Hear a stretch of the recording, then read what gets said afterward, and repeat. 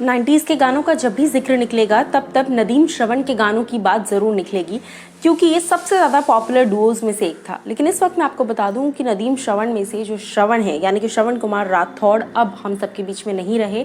हाल ही में उनका निधन हुआ और कोविड-19 के कॉम्प्लिकेशंस के वजह से ही हुआ।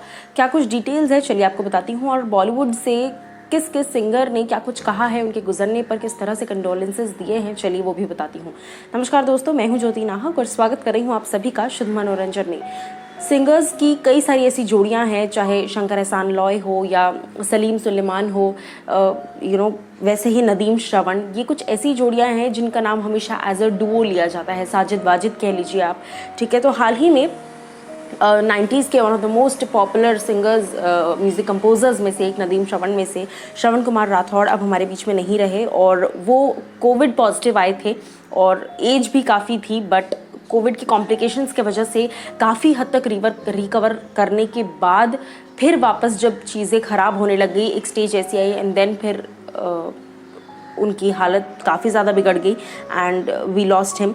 उसके बाद मैं आपको बता दूं कि प्रीतम जो है म्यूज़िक कंपोज़र, उन्होंने इस बात की जानकारी दी और वो कहते हैं, saddened to know that Shravan ji of Nadeem Shravan has passed away, feeling numb. When will this nightmare get over? My deepest condolences to his family.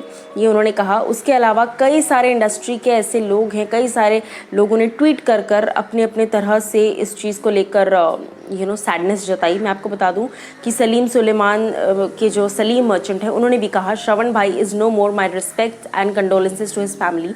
Nadeem Shravan has given us some of the biggest hit in 90s. Covid has taken so many lives, don't know when this will and.